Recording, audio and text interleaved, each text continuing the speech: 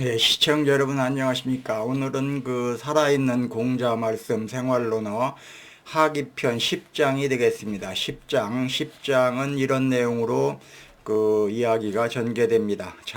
자금이라고 하는 사람이 공자에게 물었습니다. 공자께서 어느 나라에 가시면 반드시 그 나라의 정치에 대해 물어보신다고 하는데 그 선생님께서 일부러 물어보시는 것입니까? 아니면 사람들이 스스로 이야기하는 것입니까? 이렇게 물어보자 자공이 대답했습니다. 선생님께서는 온화하시고 정직하시며 공손하시고 겸손하십니다. 그러기 때문에 나라에서 선생님에 대해서 이야기할 때는 반드시 그 나라의 정치에 대해 말하게 되는 것입니다. 이런 내용입니다.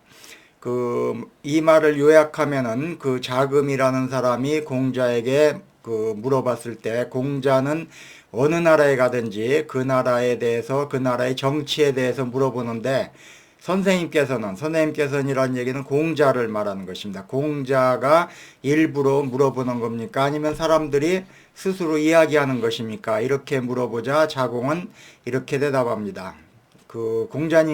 선생님께서는 온화하시고 정직하시고 공손하시며 이렇게 겸손하시기 때문에 그러니까 선생님의 특성을 말하면서 온화하고 정직하고 공손하고 겸손하고 검소하고 공손하고 이런 특성을 가지신 분이기 때문에 나라에서 선생님에 대해서 공자에 대해서 이야기할 때 반드시 그 나라의 정치에 대해서 말하게 되는 것이다. 그러니까 공자가 먼저 말하는 것이 아니라 사람들이 그 나라의 정치에 대해서 공자에게 말해주는 것이다. 이런 내용을 이야기하고 있는 그 내용입니다.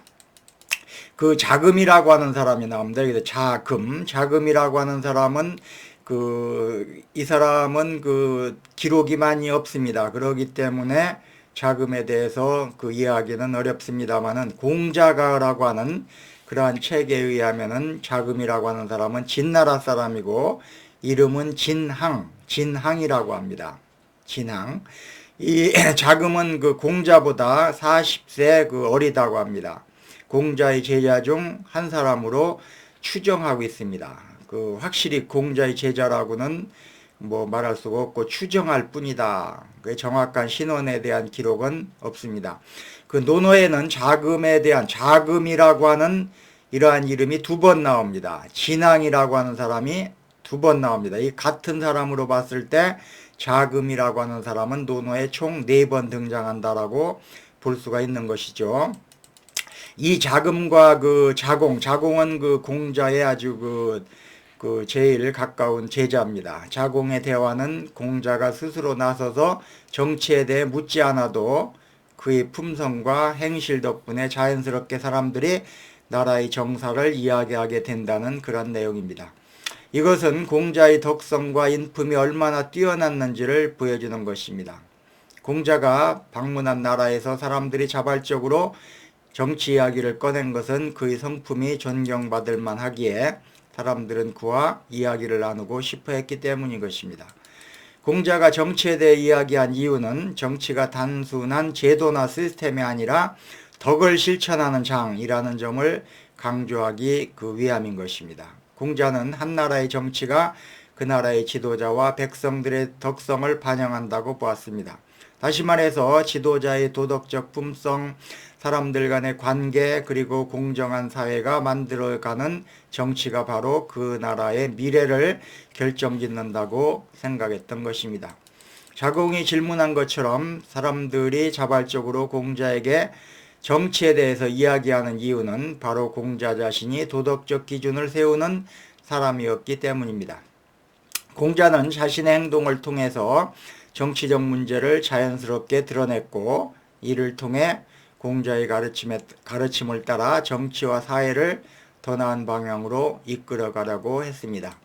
오늘날 우리 사회의 많은 지도자들은 공자의 이러한 태도와는 거리가 멉니다. 그들은 국민이나 조직 구성원들의 신뢰를 얻기보다 자신의 이익을 챙기기 위해 권력을 이용하는 경우가 많습니다. 예를 들어서 공적인 자리를 개인적인 부와 명예를 축적하는 수단으로 삼거나 권력을 유지하기 위해 법적인 수단을 동원하는 지도자들은 공자와는 정반대의 모습을 보이고 있습니다. 그 결과 국민들은 그들을 신뢰하기보다는 오히려 반감을 가지게 되고 지도자가 되고자 하는 메시지나 정책도 받아들이기 어려워지는 것입니다. 우리나라는 지금 어떤 지도자들을 보면은 정치 지도자들 보면 사리사욕, 자기 욕심만 부리고 자기가 어떤 그 나쁜 짓을 했어도 그것을 감추려고 하고 은폐하려고 하고 그러고도 또 욕심은 있어갖고 또 뭐 대통령이나 뭐 이런 직위에 올라가려고 하는 그런 사람들이 많습니다. 이것은 공자의 어떤 품성과는 거리가 먼 사람들이다. 이렇게 보시면 되겠습니다. 자공의 말처럼 지도자가 정직하고 온화하며 공손하고 겸손할 때 사람들은 자연스럽게 그를 신뢰하고 중요한 정보도 기꺼이 공유하게 되는 것입니다. 하지만 도덕성이 결여된 지도자에게는 사람들로부터 외면받고 그가 듣고 싶은 정보만 듣게 되는 고립된 지도자가 될 가능성이 커지게 되는 것이죠. 기업은 어떻겠습니까? 기업도 마찬가지입니다. CEO가 직원들의 신뢰를 얻지 못하면 조직 내에서 솔직한 소통이 이루어지겠습니까? 그렇지 않은 것입니다. 결국 조직은 방향감을 잃어버리고 흔들릴 수밖에 없는 것입니다. 우리나라의 경우를 보면 일부 기업, 대기업 총수들은 회사 돈을 횡령하고 권력을 남용하여 불법으로 회사를 운영하다가 법적인 처벌을 받은 적도 있습니다. 그들은 구성원들로부터 존경받기는커녕 비난을 받았고 회사 이미지에도 큰 타격을 주었습니다. 이 역시 공자의 태도와는 거리가 먼 리더십이 초래한 결과라고 할 수 있습니다.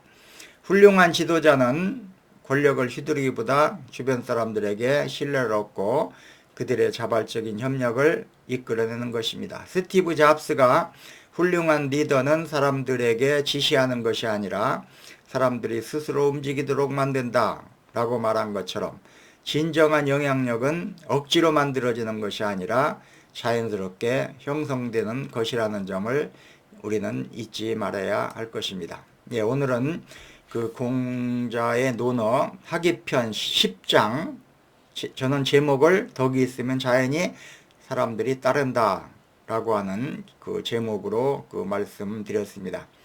오늘은 여기까지 하겠습니다. 시청해 주셔서 감사합니다.